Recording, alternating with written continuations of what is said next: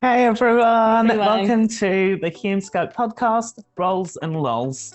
For those of you who don't know Hume Scope, we're a recruitment training business based in Australia, and to date we have trained thousands of recruiters across Oz, New Zealand, and a bit of Europe. this is going to be a 10-minute quick tips and tricks with hopefully some laughs along the way for agency recruiters. Yeah, hopefully you enjoy, and if you ever have any topics you'd like us to cover in the poddy, please shout out. Otherwise, you'll see us every week on a Friday for 10-minute episodes. Hopefully you enjoy. See ya.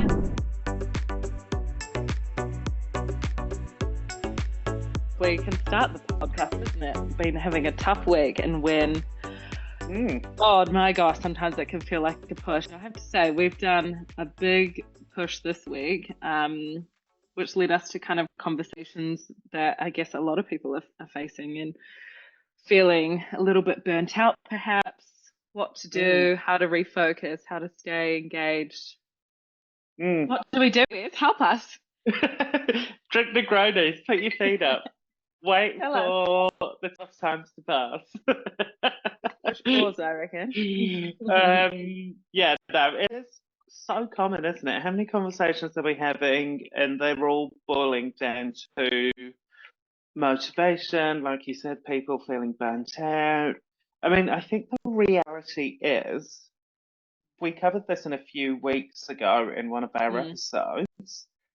It's experience teaches you this job goes up and down. And in any sales always. environment, it does go up and down, and your ability to sort of move with the times and not get too stuck on what Mm-hmm. was is so important, because what was is not what is now. And if you're still stuck in a year and a half ago, you're going to Yeah. be sorely disappointed. Yeah, And I think 100%. so many people are asking us, right, what activity should we be doing? I'm like, all of All of it. it times three, and do that, and you'll get not the same results, but close to it. Work I twice think, as hard yeah. for half as much.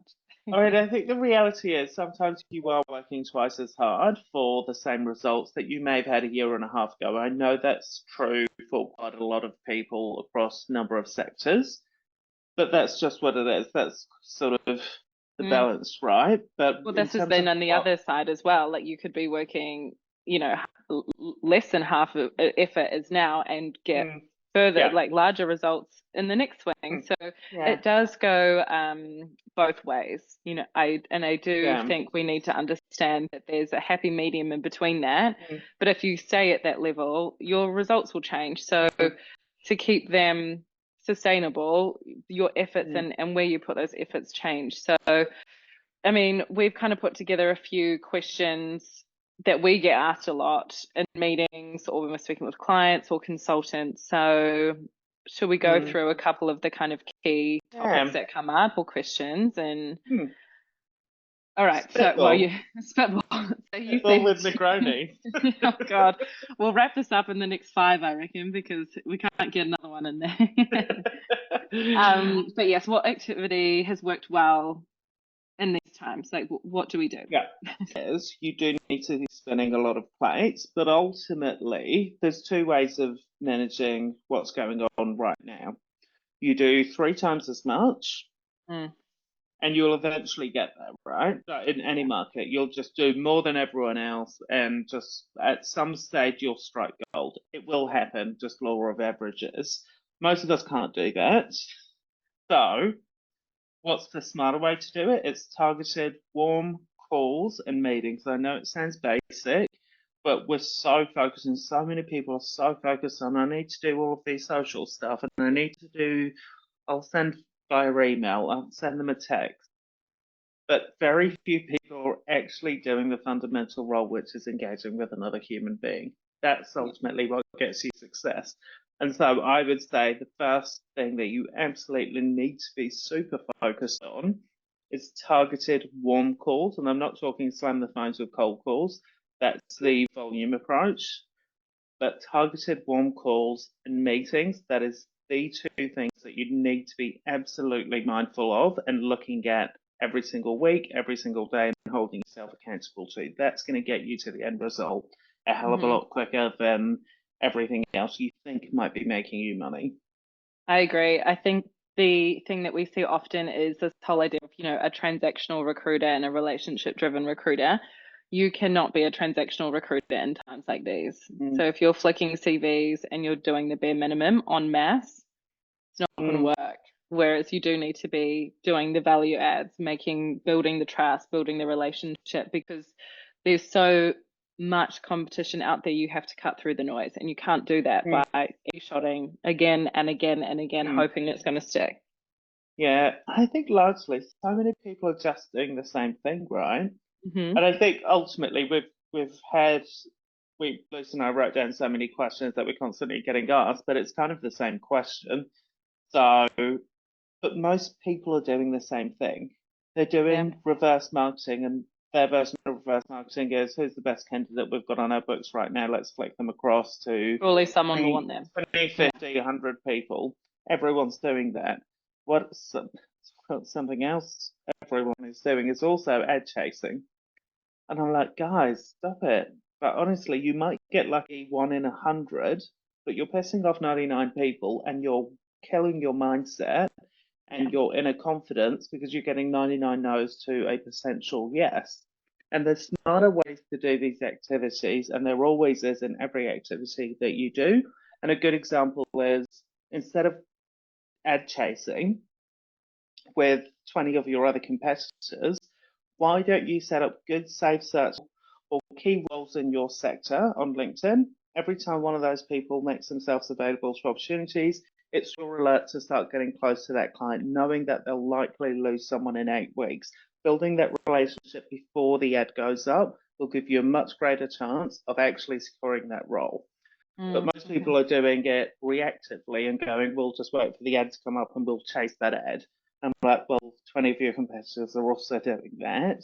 Yeah. So you're going to need to be so amazing on the phone to convert that client. Yeah. So do it proactively rather than reactively. If you even ask your clients and your candidates what they're seeing in the market right now, I could guarantee that most clients are saying, I'm hearing from the most agencies I've ever heard from right now, just spamming me with CVs or spamming me with, I've got the perfect candidate for you. You don't know that because you're not close with them. You're just trying to get a CV to them. There's no relationship there, and every other person is doing the same thing. And if the same thing you ask your candidates or your passive pools, like how is your relationship with agencies at the moment, they will tell you that they're getting bombarded with LinkedIn connections saying, I have the perfect role for you, would love to chat, when there's been no groundwork or relationship building exercises going into play to nurture and grow a relationship with your clients and your candidates. And again, it doesn't work in markets like this. You cannot be transactional. And I think just something that constantly happens in our industry, we're so fixated on what's happening right now. And by that, I mean, we saw this in the boom year or two post-COVID. Everyone's like, we don't need to care about the clients. We just focus on the candidates and we can make money. I'm like, yes, well done. You can make money right now, but this dries up very quickly and the market fluctuates. So you constantly need to have your finger on the pulse of both. And at the moment, yes, maybe your job's short, therefore you might sit there going, I don't need to spend that much time with candidates I don't have much jobs on, but candidates are gold. That's where you make money. So don't forget that. Spend as much time as you used to nurturing them because they give you leads, they give you intel on the market, they talk about you, they give you ins to a lot of companies. But we see a lot of consultants just sort of pinballing and going, okay, we don't have enough jobs, so we'll just focus on BD. We'll pick up candidates later. And then the market shifts and they go, okay, now we don't need to care about clients. We just focus on candidates. And it's like, stop chasing your tail. You need both. This job requires both to do it well and to build well. But there's some harsh truths to this job. Look at me go. I've had one Negroni and I'm like, all right, shut up. There are some harsh truths to this job that I think as an industry, we're scared to talk about for fear of coming across as KPI driven. But honestly, the numbers don't lie. What does a good recruiter's activity look like? I can tell you from years and years of research, from my own personal experiences of managing around 100 consultants, and then just yours and mine experience of training 3,000. You'll be surprised at what good activity looks like, and it's dropped off quite a lot. But an 800k biller, and I'm not saying everyone should do this because not everyone will want to do 800k in billings and have the level of work that goes with that, but it's consistent. 800k billers on average will do 960 BD calls, 480 recruiter interviews a year, 240 client visits, 144 candidate client interviews, 240 specs a year. But that's what they're doing consistently. So if you're wanting to be a high performer, there's input that's involved, and that kind of equates to, unfortunately, very similar numbers to Luce, what you and I would have been doing 10, 11 years ago. Things don't change all that much. So that sort of equates to. My only rebuttal to that is, because I completely agree, you do the activity, it's there. However, when the activity is not attached to a strategy, a client can hear in your voice when you're calling them to tick a box. Oh, 100%. Consultants, unfortunately, and I've been there too, where I think, oh my God, it's Thursday and I've only done 40 calls and I was meant to do 60. I'll just quickly do 20 more now. It's not attached to anything apart from that. So there has to be a mindful piece around the activity that we're doing. And like you said, when you can zoom out and look at what on a yearly basis can I do, and those many calls, and then we can break it down into what we're doing week by week, and it's attached to something, not just for the sake of doing it. Again, this is where things will start to convert. Yeah, and I mean, just from those numbers, because I know we get asked this a lot, what numbers do I need to be doing? Broad brushstroke to be an 800k biller, these are the averages. 5 spec CVs a week. 3 of your candidates, 3 separate candidates going out for interview with your clients every week, 5 client visits, 10 recruitals, and you're connecting with 20 prospects a week on the phone. And like you said, Luce, like you can do this blindly and you'll get very average results, or you have a good strategy and you hold yourself accountable. But what I will say is if you're someone who doesn't have a strategy in place, don't wait until you get that in place, because no one starts and goes to the gym for the first time and is amazing at everything. They go and they incrementally get better, but the important thing is they're going. So you have to be in the ring doing this stuff because it will naturally force you to get better. And if you're holding yourself accountable to it, you will get better. But it is like a muscle. You get better with everything. And that's with a lot of things that we speak about in our courses, whether it's around the use of automation or marketing or posting or whatever. All of these activities that are attached to our overall KPIs are only useful if they're done consistently. You do a couple of weeks here and there smashing the phones and getting out in the office, and then the next 2 weeks there's not a lot of activity, then no, it's not going to work. It has to be consistent. But that's one thing I wanted to, on the back of that, talk about mindset around this, because we've even had conversations of looking at content that we've produced earlier in the year, and we were like, oh wow, look at us, full of beans. Like we looked amazing. And we too, like a lot of people, it's been a year. We've been busy. We've been working twice as hard to get to the level that we have put expectations on ourselves, as have a lot of people. And to keep yourself and your team, whether that's you as an agency owner or a team lead or a consultant in this market, like it's hard, especially in this market, but at the end of the year as well. I think you have to be realistic. There's no point burying your head in the sand. Sorry, the market has shifted. You are going to have to work a hell of a lot harder in this market versus a year and a half ago. And that's also fine, because these are the moments where you really, really develop your skills, because you have to. You absolutely have to.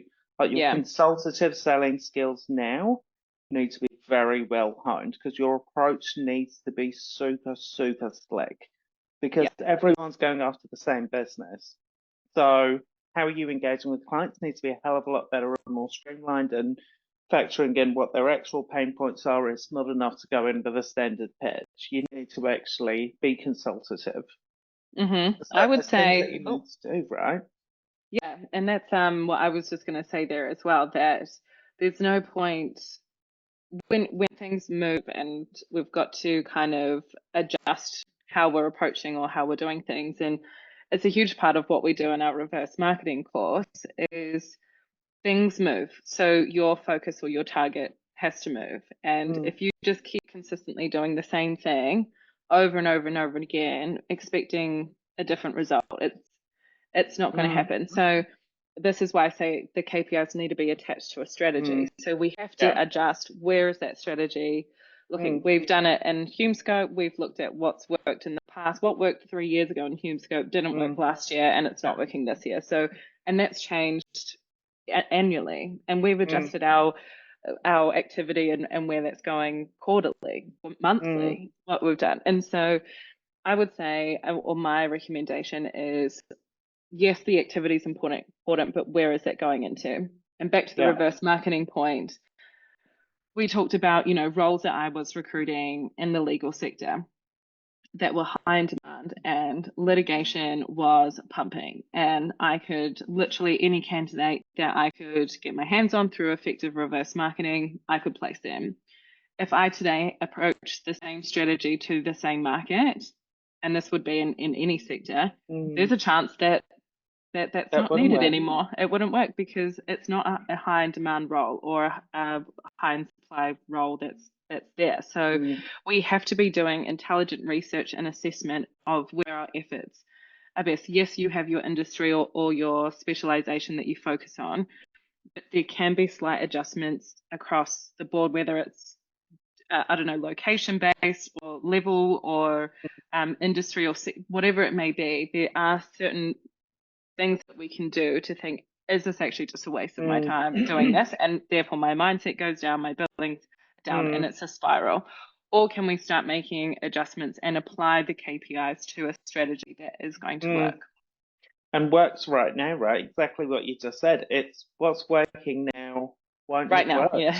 Sometimes it changes quarter to quarter. Like a good example is just like Hume Scope. Like a year ago, courses were the rage, and it was mostly rookie courses. Everyone was hiring rookies. A year and a half ago, I think 1 month we had 70 people in our rookie course. If we buried our heads in the sand, we could go, well, we'll just sell the rookie course again. Honestly, no. We have to adapt. We wouldn't have a business, would we? We literally wouldn't. We have to adapt in any market and in any business. You have to adapt to what your customers actually want and are struggling with. That for me is the biggest tip I can give anyone. You have to understand your actual customer. What are they struggling with? That's what you need to be selling to them. Now, I'm not saying you change your whole process and how you do things, but understand what pain they're feeling within their recruitment process, their businesses, because that's what you can sell to. Because let's go a year and a half ago in tech, right? If you were recruiting developers in tech a year and a half ago, what the clients wanted was people bums on seats. And what they were facing was everyone wants these people. So how do we get them? How do we secure them and secure them quickly? So your pitch at that time would have been, these are our engaged candidates. We've got people good to go, blah, blah, whatever your pitch was back then. But it was based on, we know everyone else is also looking for these people. We've got really good engaged candidates. This is how we do it. This is how we're going to get them through to you. At the moment, is that the same need from the clients? Probably not. And I don't know tech well enough and intimately enough to comment completely on the pain points of tech clients, but I know it's different now. So if you're applying the same methodology to that sales process now, it's not going to work. And more often than not, I'd say 9 times out of 10, when someone's not having a lot of success with BD or their billings, I can almost always boil it down to, you don't understand your customer well enough. So you can't engage with them well enough. You can't convert them well enough. Your product and how you're selling your process is not good enough because it's not heading home to what they're actually facing. Yeah. Yeah. So really, just to sum it up, we're saying get a grip on your process, get a grip on your KPIs, and understand what's going in your market right now. And they all have to coincide and exist together. And it's just a reality, whether you've been doing this for 10 months or 10 years, like us, it's hard. And it will always be hard when it's slow. Yeah, sometimes it's just hard, but it balances out when it's fucking amazing. And you just got to stay the course. The people that win stay the course and do the right activity and are. Do you want to guess what word? How many times have we said that this week? It's like the word. We should have a word of the week. Consistent is definitely the word. And just every week it's consistent. Say it again, please. All right. Hopefully that's helped motivate. I'm not sure that was super motivating, but realistic, right? But we're not here to go, everything's fine, because it's not as great as it was a year and a half ago, but it's similar across everyone's desk. So, and there's no magic wand to fix this one, unfortunately. So we're the only ones that can fix it. We are. Keep on keeping on. Alrighty, see you.